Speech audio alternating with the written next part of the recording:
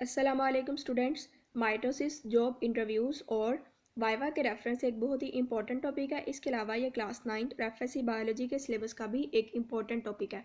तो चले आज स्टडी करते हैं हम माइटोसिस को।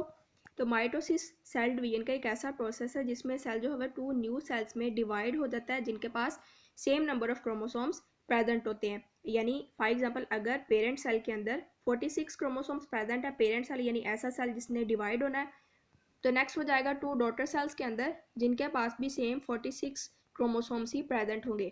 तो इस प्रोसेस को हम नाम देंगे माइटोसिस का। अब ये जो माइटोसिस होती है सिर्फ और सिर्फ सोमैटिक सेल्स यानी बॉडी सेल्स के अंदर ही होती है, जर्म लाइन सेल्स के अंदर नहीं होती। अब माइटोसिस में आती है हमारे पास टू फेजेस, कैरियोकाइनेसिस और साइटोकाइनेसिस। कैरियोन मतलब न्यूक्लियस, काइनेसिस यानी टूटना। तो जो न्यूक्लियस की डिवीजन होती है उसको हम कहते हैं कैरियोकाइनेसिस, और साइटोकाइनेसिस मतलब साइटोप्लाज्म और काइनेसिस टूटना। तो साइटोप्लाज्म की डिवीजन को हम बोलते हैं साइटोकाइनेसिस। वैसे तो ये कंटिन्यूस प्रोसेस है लेकिन अपनी आसानी के लिए हम इसको ये टू फेजेस में डिवाइड करते हैं। अब ये जो कैरियोकाइनेसिस का प्रोसेस है इसको हम फर्दर डिवाइड करते हैं प्रोफेज, मेटाफेज, एनाफेज और टेलोफेज के अंदर। तो चलिए इनको अब हम देखते हैं डिटेल के अंदर।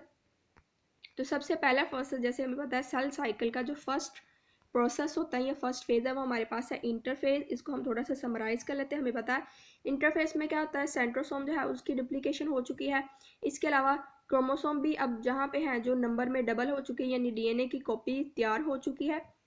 तो नेक्स्ट फेज में हमारे पास प्रो मतलब फर्स्ट फेज। तो जो माइटोसिस की फर्स्ट फेज है, जो प्रो फेज है, उसके अंदर क्या होगा, क्रोमोसोम पेयर अप होंगे। यानी पहले क्रोमोसोम जो था वो ऐसे इस फॉर्म में एक क्रोमाटिड की फॉर्म में था, ये दो क्रोमाटिड्स की फॉर्म में आ जाएगा। यानी इस तरह जो है वो, इनको हम बोलते हैं फिर सिस्टर क्रोमाटिड्स। ठीक है, तो सिस्टर क्रोमाटिड्स की फॉर्म में आ जाएगा क्रोमोसोम, और एक सेंट्रल पॉइंट से दोनों आपस में अटैच हो जाएंगे। इस पॉइंट को हम नाम देते हैं सेंट्रोमियर का। और इस सेंट्रोमियर पे ही एक और पॉइंट होता है प्रेजेंट जिसको हम नाम देते हैं काइनेटोकोर का। अभी जो काइनेटोकोर है ये एक ऐसा पॉइंट है जहाँ पे स्पिंडल फाइबर्स ने या फिर माइटोटिक स्पिंडल्स ने अटैच होना है। जैसे कि प्रोफेज में हम देख सकते हैं क्रोमोसोम की पेयरिंग हो चुकी है। इसके अलावा जो सेंट्रोसोम्स है वो भी सेल के ऑपोजिट पोल्स पे माइग्रेट कर चुके हैं। यही जो सेंट्रोसोम्स हैं या फिर सेंट्रियोल्स हैं, ये क्या करेंगे, ये स्पिंडल फाइबर्स को गिव राइज करेंगे यानी स्पिंडल फाइबर्स की फॉर्मेशन करेंगे ट्यूबुलिन प्रोटीन को ज्वाइन करके। ठीक है, तो स्पिंडल फाइबर जिस जगह पे क्रोमोसोम पे अटैच होता है उसको हमने देख लिया, उसको हम काइनेटोकोर बोलते हैं। इसके अलावा प्रोफेस में क्या हो रहा है हमारे पास, यहाँ पे न्यूक्लियोलाई, हमें पता है न्यूक्लियस के अंदर एक और स्ट्रक्चर होता है जिसको हम न्यूक्लियोलस का नाम देते हैं।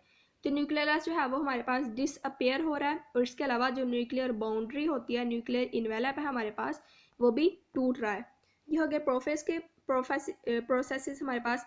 इसके बाद हम देखते हैं मेटाफेज को।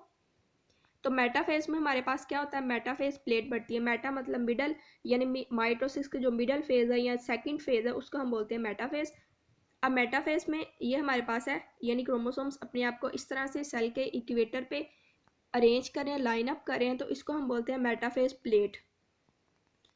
मेटाफेज प्लेट की फॉर्मेशन हो रही है, और जो स्पिंडल फाइबर्स होते हैं वो आके काइनेटोकोर के साथ अटैच हो रहे हैं क्रोमोसोम के। तो जो वाले फाइबर्स हमारे पास काइनेटोकोर से अटैच हो रहे हैं उनको फिर हम बोलते हैं काइनेटोकोर फाइबर्स, और जो काइनेटोकोर से अटैच नहीं हो रहे, जो वैसे ही आपस में अटैच हो रहे हैं, उनको हम बोलते हैं नॉन काइनेटोकोर फाइबर्स। तो ये प्रोसेसेस हमारे पास हो रहे हैं मेटाफेज के अंदर। नेक्स्ट एनाफेज के अंदर हमारे पास क्या हो रहा है कि एनाफेज में, एना का मतलब होता है सेपरेट हो जाना या अलग हो जाना। तो एनाफेज के अंदर क्या हो रहा है कि ये जो हमारे पास सिस्टर क्रोमाटिड्स हैं ये पुल हो रहे हैं, यानी ये जो माइटोटिक स्पिंडल है या स्पिंडल फाइबर्स है ये इनको अपनी तरफ पुल कर रहे हैं, और इस तरह पुल करने के नतीजे में क्या हो रहा है, ये आपस में सेपरेट हो रहे हैं। एनाफेज में हो गई सेपरेशन। जो नेक्स्ट कैरियोकाइनेसिस का लास्ट प्रोसेस है टेलोफेज हमारे पास। तो टेलोफेज में क्या हो रहा है, सेपरेशन जो है वो कंप्लीट हो चुकी है, यानी दोनों जो सिस्टर क्रोमैटिड्स हैं वो सेल के ऑपोजिट पोल्स की साइड पे जा चुके हैं। इसके अलावा टेलोफेज में क्या होगा, सारी की सारी ऑपोजिट चीज़ें होंगी प्रोफेज के। यानी प्रोफेज में हमें पता है न्यूक्लियोलस डिसअपेयर हुआ था, तो टेलोफेज में क्या होगा, रीअपेयर हो जाएगा न्यूक्लियोलस। इसके अलावा जो न्यूक्लियर इन्वेलप है वो भी दोबारा से फॉर्म हो जाएगा। और टेलोफेज के बाद होगी हमारे पास साइटोकाइनेसिस। साइटोकाइनेसिस यानी जो साइटोप्लाज्म है वो भी डिवाइड कर जाएगा।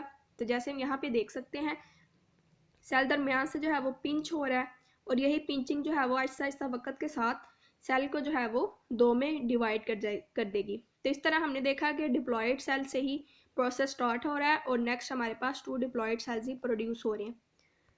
तो ये है माइटोसिस का कंप्लीट प्रोसेस। तो स्टूडेंट्स, यदि आज की वीडियो अगर आपका इसमें से कोई क्वेश्चन है या कन्फ्यूजन है तो आप मुझे कमेंट के अंदर पूछ सकते हैं। अगर आपको वीडियो अच्छे लगे तो मजीद इन्फॉर्मेटिव वीडियोस के लिए चैनल को सब्सक्राइब करें। नेक्स्ट वीडियो तक के लिए अल्लाह हाफिज़।